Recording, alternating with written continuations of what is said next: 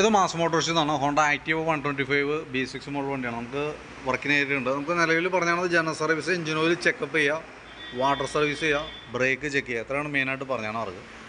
അപ്പോൾ നമ്മൾ വണ്ടി ഓടിച്ചു നോക്കുന്ന സമയത്ത് നമുക്ക് കിട്ടിയൊരു കംപ്ലയിൻറ്റ്, ഫ്രണ്ട് ഹാൻഡിലിൻ്റെ ബെയറിങ്, അതായത് കോൺസെപ്റ്റ് ചെറിയൊരു കംപ്ലയിൻ്റ് ഉണ്ട്. ഈ ഫ്രണ്ട് ഭാഗത്ത് ചെറിയൊരു ഗട്ടറിലൊക്കെ ചാടുമ്പോൾ ചെറിയൊരു ഷെയ്ക്ക് പോലെ കാണിക്കുന്നുണ്ട്.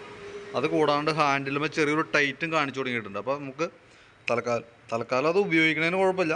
കൂടുതലായിട്ട് വരാണെങ്കിൽ അടുത്ത സർവീസിൽ ചെയ്താലും മതി. പക്ഷേ അങ്ങനെ ഒരു കംപ്ലയിൻറ്റ് നിലവിൽ നമ്മുടെ വണ്ടിക്ക് ഉണ്ട് കേട്ടോ. പിന്നെ എൻജിൻ ഓയിൽ ചെക്കപ്പാണ് പറഞ്ഞിരുന്നത്. അപ്പോൾ നമ്മൾ അതിൻ്റെ ഓയിൽ നോക്കി, ഓയിൽ ചെക്ക് ചെയ്യുന്ന സമയത്ത് ലെവൽ കുറവോ കാര്യങ്ങളൊന്നുമില്ല. പക്ഷേ ഓയിൽ അത്യാവശ്യം കളർ ചേഞ്ച് വന്നിട്ടുണ്ട്. ശരിക്കും ഓയിൽ 3000 കിലോമീറ്ററിൻ്റെ അടിസ്ഥാനത്തിലാണ് മാറ്റേണ്ടത്. നമുക്കിപ്പോൾ കളർ നോക്കിയിട്ട് 100% പറയാനായിട്ട് പറ്റില്ല മാറ്റിയിട്ടുണ്ടോ ഇല്ല എന്നുള്ള കേസ്. അപ്പോൾ എൻ്റെ അഭിപ്രായത്തിൽ എഞ്ചിൻ ഓയിൽ മാറ്റാം. അതിന് ശേഷം കൃത്യമായിട്ട് അതിൻ്റെ കിലോമീറ്റർ നോക്കി കറക്റ്റ് ഓരോ 3000 കിലോമീറ്ററിൻ്റെ അടിസ്ഥാനത്തിൽ ഓയിൽ മാറ്റുന്നതായിരിക്കും കുറേ കൂടി നല്ലത്.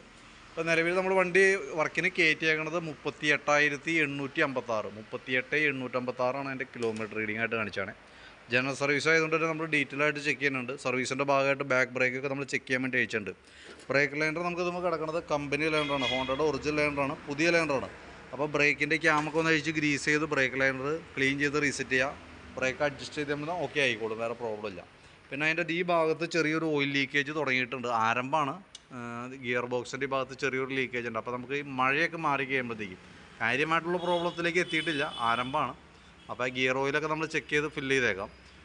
നമുക്ക് മഴയൊക്കെ മാറി കഴിയുമ്പോൾ ഒന്ന് കയറ്റി അടുത്ത സർവീസിലൊക്കെ നമുക്കൊന്ന് അഴിച്ച് അതിൻ്റെ ഗിയർ ബോക്സിൻ്റെ ഭാഗത്ത് ആ ഓയിൽ സീലൊക്കെ ഒന്ന് മാറ്റി റീസെറ്റ് ചെയ്യേണ്ടതായിട്ട് വന്നേക്കൂട്ടോ. അടുത്ത സർവീസിൽ ചെയ്താലും മതി. പിന്നെ അതേപോലെ തന്നെ ടയറിൻ്റെ കണ്ടീഷൻ നോക്കി, ടയറൊക്കെ പുതിയ ടയർ കിടക്കണേ. ഫ്രണ്ട് ഈ ഭാഗത്തേക്ക് വരുമ്പോഴത്തേക്കും അതിൻ്റെ എയർ ഫിൽറ്ററൊക്കെ നമ്മളൊന്ന് ചെക്ക് ചെയ്യുന്നുണ്ട്. എയർ ഫിൽറ്റർ കമ്പനി ഫിൽറ്റർ കിടക്കണേ, കുറച്ച് പൊടിയൊക്കെ ഉണ്ട്, നമുക്ക് തുടച്ച് ക്ലീൻ ചെയ്യാവുന്നുള്ളൂ, തീരെ പഴക്കമായിട്ടില്ല എയർ ഫിൽറ്റർ. പിന്നെ ക്ലച്ച് ഭാഗം നമ്മൾ അഴിച്ച് ഗ്രീസിങ്ങിനൊക്കെ ആയിട്ട് അഴിച്ചാണ്. അപ്പോൾ ക്ലച്ച് അഴിക്കുന്ന സമയത്ത് നമുക്ക് ഇവിടുത്തെ ക്ലച്ച് ഷാഫിൻ്റെ സൈഡിലത്തെ ഓയിൽ സീൽ ലീക്കായിട്ട് ഓയിൽ താഴേക്ക് ചാടി തുടങ്ങിയിട്ടുണ്ട്. അപ്പോൾ ആ ക്ലച്ച് ക്ലീൻ ചെയ്തതിന് ശേഷം നമുക്ക് അതിൻ്റെ ഓയിൽ സീലൊക്കെ ഒന്ന് മാറ്റി റീസെറ്റ് ചെയ്യാം. ബെൽറ്റ് നോക്കി, ബെൽറ്റ് നമുക്ക് കിടക്കുന്നത് കമ്പനി ബെൽറ്റാണ്, ഹോണ്ടയുടെ ഒറിജിനൽ ബെൽറ്റ് തന്നെയാണ്, ഡാമേജ് കാര്യങ്ങളൊന്നുമില്ല.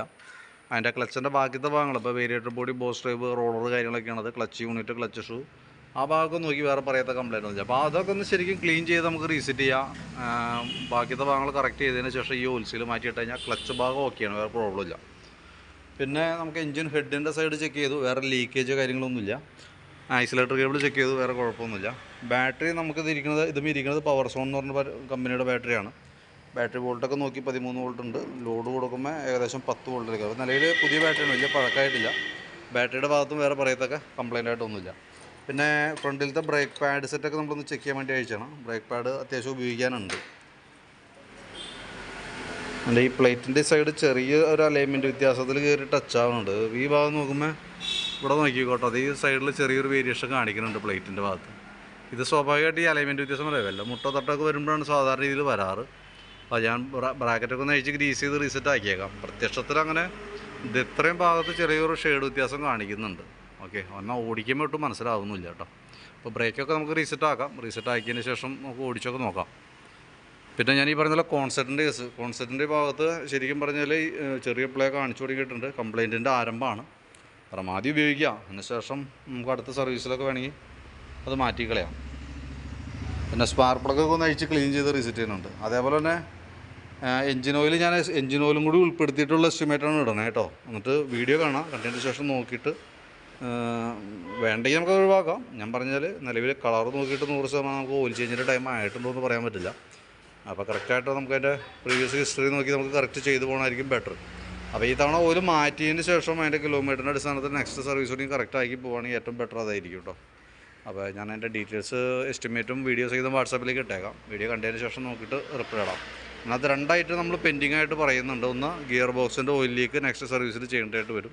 ഫ്രണ്ട് കോൺസെപ്റ്റിൻ്റെ ചെറിയൊരു കംപ്ലയിൻറ്റ് ആരംഭമാണ്. അത് നമുക്ക് ഈ പറഞ്ഞ പോലെ കൂടുതലായിട്ട് വരാണെങ്കിൽ അടുത്ത സർവീസിൽ അതും കൂടി കൂട്ടത്തേക്കൂടെ ചെയ്തു പോകാം കേട്ടോ. അപ്പോൾ ഡീറ്റെയിൽ എസ്റ്റിമേറ്റും വീഡിയോ വാട്സാപ്പിൽ ഇട്ടേക്കാം. കണ്ടുകഴിയുമ്പോൾ ഒന്ന് റിപ്ലൈ ഇട്ടോളൂ.